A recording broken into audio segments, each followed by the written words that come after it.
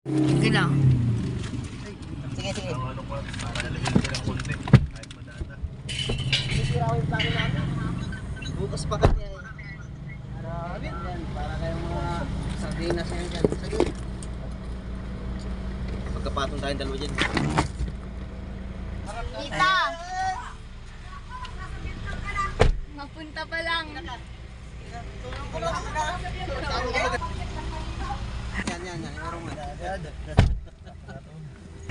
Kumustahin natin Iba yan. dalawa. Yung dalawa, di ba? Tikip, no? Sana manalo tayo uli sa loto at makabili tayo ng medyo malaki-laki, guys. Kaya nga. Nagbilbit pa. Kanan ito, sa atin lang punta nito mo. Pa rin pala nakakain si Carla. Sige. Oh, no. Hindi, paiwan na lang yung kuya dyan, no? Sa kapit. Huwag na. Si Lulu. Ayan.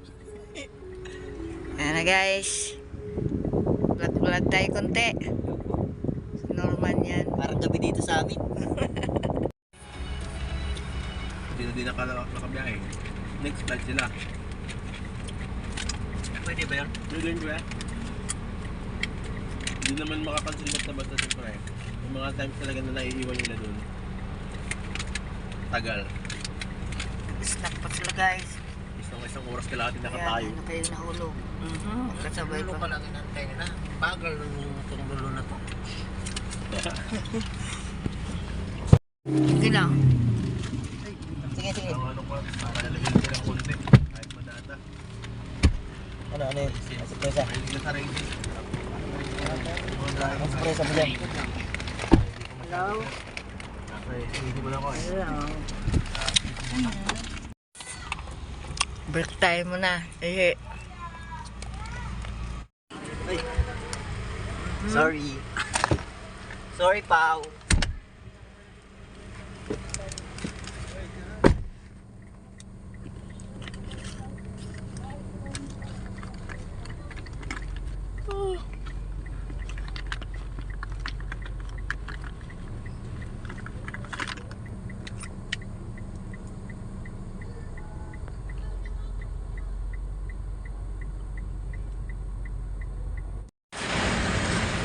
pahinga muna, guys. Para magkape. Magkape ng kopi ko. Ayan sila, oh.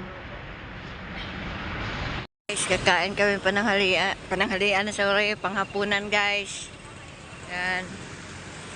Papa Ed, si Lolo, si Norman, si Pau, si Carla Bells.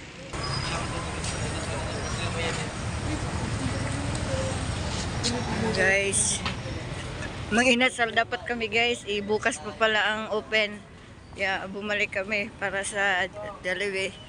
Yan, o, Papa Ed. Maghapunan, guys, maghapunan.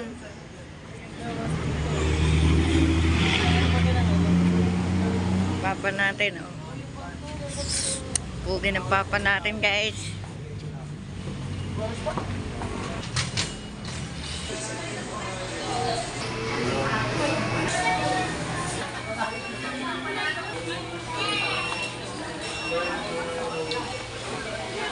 Ayan na, guys, stop over kami kasi panghapunan po. So yun, tulad ng sinabi ko po sa inyo ay napa-advance po yung punta namin ng Maynila, ano. So dapat bukas ng alas 4, pizza 18 ng 4 PM ang alis namin. So yun nga, at nag-message si Kalinga Prab at si Kuya Val kay Jipoy na kailangan aalis kami ng 17 dahil para maihabol po sa flight si Carla Bells at si Pau. Kasi yung flight nila, guys, is 18 ng magang maaga. Kailangan alas 3 andun na sila po. So yun, pagka nagpahinga po kami sa mga hian or nagmamadali kami, kahit bibili po ng tubig, nagmamadali po kami, guys, para mahabol po namin talaga yung flight ni Carla Bells. sa mga sa mga Jumcar. Salamat sa mga nakakaintindi sa mga hindi rin nakakaintindi na hindi nakasakay sa biro ni JP. Si JP kasi guys is joker talaga yan. Alam ng mga Idsinian. Hindi alam ng karamihan ng Jumcar. Salamat po sa mga Jumcar na nakaintindi sa joke ni JP. Joker po talaga yan si JP. Kundi kalog or di malakas mang asar. Yung sinabi niya na wala siyang pakialam kay Carla, hindi po yun totoo. Kung wala po kaming pakialam kay Carla at kay yung sinabi ni JP, biro lang po yun. Bakit pa namin ihahati, di ba? So yun lang pong isipin nyo. Mahal namin ang lahat ng mga beneficiary ni Kalinga Prab, mga angel. Mahal po namin yan. Siyempre, sumusunod po tayo sa mga utos ng nakakataas po sa amin. Ayan. Yung Kalinga Prab at Kuya Val. Yung iba po na hindi nakaget sa nakasakay sa biro ni JP, tinututuon nila yung ibang Jumcar. Pero sinabi lang po yun ni JP na wala siyang pakialam kay Carla. Pero ang totoo po ay hindi po yun totoo. Biro lang po yun. Kaya nga po kami ay napaaga dahil po hinahabol po talaga ni JP ang flight nila Pau Pau at ni Carla para maging masaya kayo mga ka-Jumcar, kasi para maisa si Carla at si Jumar para para mapanood nyo silang magkasama sa Vietnam habang nagkasiyahan po. Yun po yung totoo. Huwag po kayong maniwala sa mga pang-aasar ni Jipoy. Thank you so much po sa mga Jumcar na nakakaintindi. At sa mga hindi po nakakaintindi, pasensya na po. Kasi hindi nyo po masyadong kilala si Jipoy, yung sa mga Jumcar na iba. Halos nilipad na nga po ni JP yung sasakyan namin para kunti lang pahinga, pag-ihi, sakay agad. Para pagdating doon ay makapahinga pa sila si Pau Pau at si Carla bago sila magsakay sa airplane. So yun. So wag po kayong maniwala sa sinabi ni JP attention po sa lahat kasi joker po talaga yan si J-Poy. Wag po kayong maniwala sa sinabi niya na wala siyang pakialam kay Carla. Idsi lang siya. Mayroon po. Ayan. Andyan sila Papa Edso. Dito. Ayan. Kain muna kami guys. Ayan, Norman. Kasi gutom na.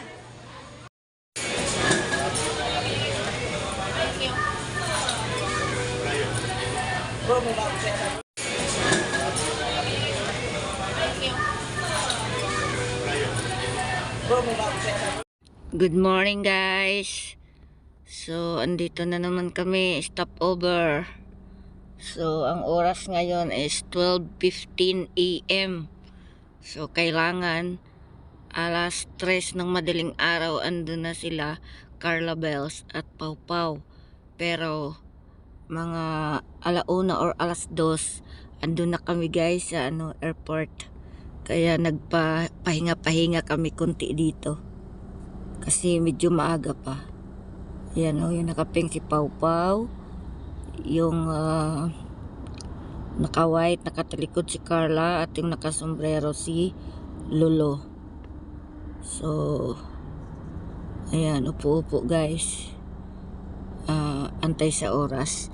Kasi kung hindi kami mag-stop over ngayon, ay maaga pa sila mag-antay na sila doon sa airport. Kaya kailangan ang plano ni JP habang doon pa kami sa malayo, bilisan namin ang pagtakbo. Kung malapit na dyan na kami magpabagal-bagal po. Yan, shout out sa lahat.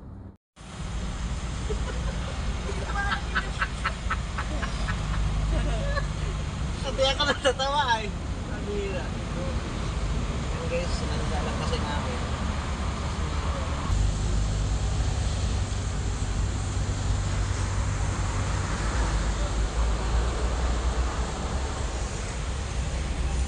Yun na guys.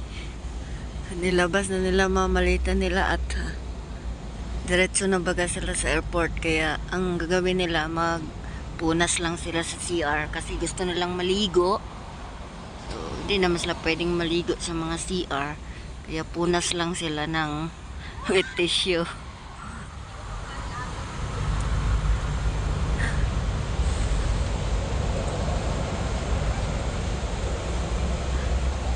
Na mind.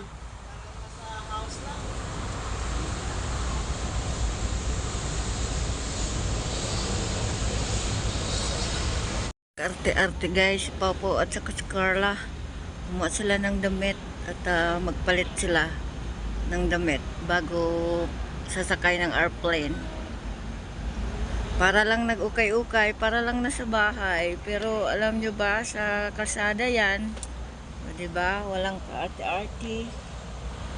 Is na paagang dating, ano, sabi ni Kalinga Prop, kailangan 3 AM, andito na kami, pero maagap kami guys, advance na po, alauna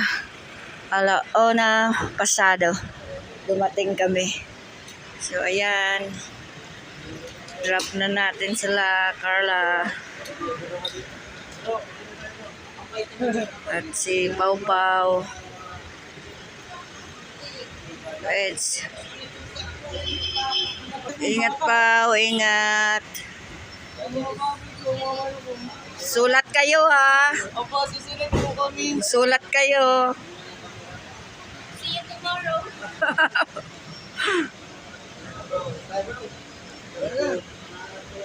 Ingat po. Sabi niyo kuya. Ingat. Ingat.